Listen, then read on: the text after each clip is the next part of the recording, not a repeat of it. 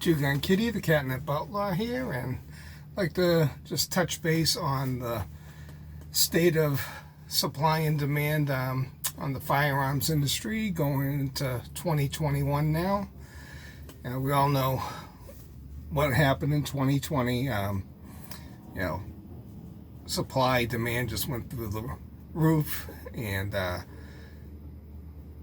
supply chain interrupted, production interrupted. We're going into an election year, which is already a stressor, then COVID, then fear over all the riots, and brought a lot of new gun owners in, and just, everything went to hell as far as what you could get, pricing, and restocking of the items. So going into 2021, post-election, once again we got another stressor to the industry, fear over what's going to happen. Then what happened in the Capitol, which sparks another bit of fear. Then now we've had the inauguration, and there's just a lot of tension, I think, within the industry. Stuff is coming in, but it's at such a slow rate and being gobbled up so fast that it's tough to find what you want and at the price you want now. Went to a gun show last weekend in Mesquite, Texas, and ammo's ridiculous, and they're looking $40 to $50 for a box of 50 range ammo, no matter what caliber. 223 prices are crazy. At least 223 I see on the shelves in the store. It goes fairly fast, but that's been available. Handgun ammo right now, it flies off the shelf as fast as it hits it. And reloading supplies, same thing. They come in, but if you're not there at the right time, you're not getting it. So it's just, nothing is staying on the shelves. It may be coming in, but it's moving out because people are just uneasy about what's going to happen. Hopefully over the next 6 months we'll get some clarity and things start to ease up, but I'm not gambling on that. If you go back to April when a lot of this started, and you'd look on private sales forums, and particularly with ammo, back then people were saying, don't buy the overinflated prices, it's gonna come back to, by buying it you just feeding the beast. And I've seen that numerous times throughout the summer on other forums, into the fall. And even recently, everyone keeps saying, don't buy the overinflated prices. Well, when $15 for a box of ammo was overinflated, now that's a bargain. People balked at $25 for a box. Now that's kind of becoming the norm and the bargain.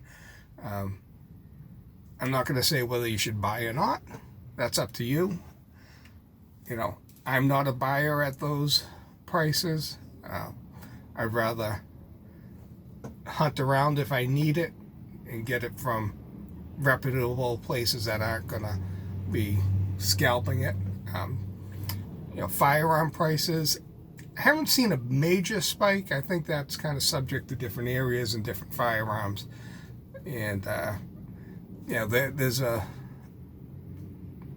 definitely I think retail wise a $50 to $100 jump on your average handguns, rifles. Places that are having problems getting supply, they may jump stuff more. At the gun show, prices weren't too crazy. Like I said, there was just a minor markup. My local Shields, their prices are very reasonable, although I did see their latest shipment of Glocks, like Glock 1719s, went from $529 to $569. So I think you're going to start to see more of an increase from distributor pricing that's going to be passed on. So, now, if you can, sit tight. Don't get caught up in panic buying. But if you don't have something and you can find it and can afford to do it, pick it up. If you don't have an AR or have only one and want to have another one available, if you see it, pick it up.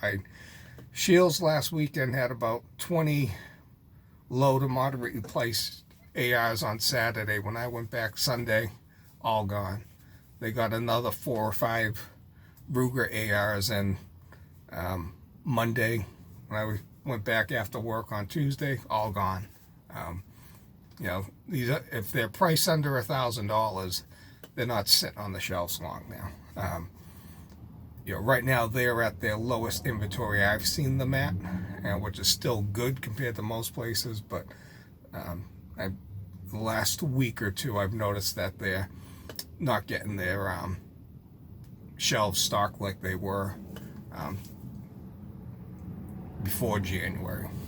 So, kind of check out what you have, assess it, and make your purchases accordingly.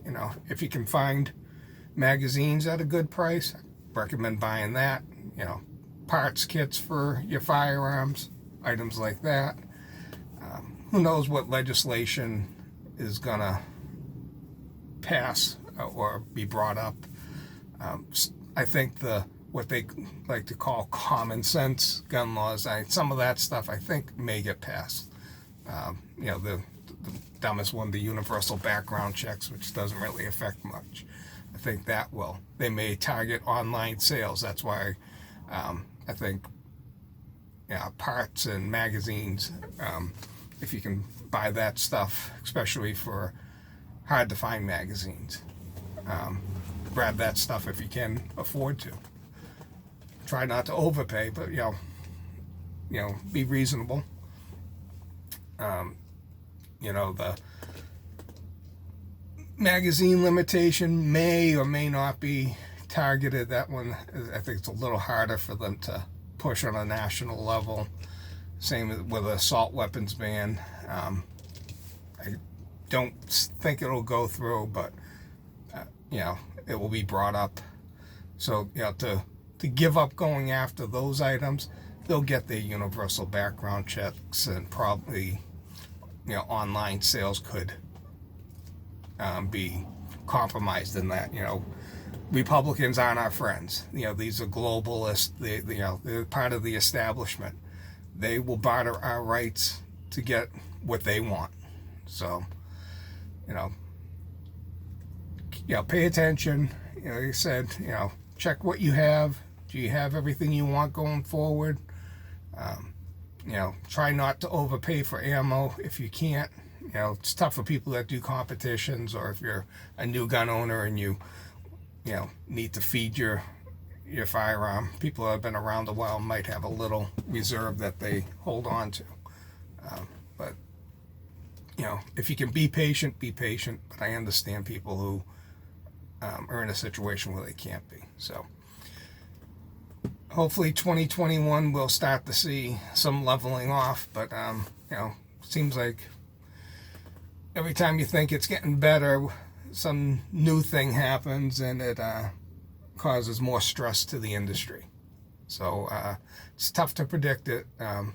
Like right now, the best prediction is it's unpredictable, because there's just too much stuff going on, and how it's being handled. So, Two Gun Kitty signing off.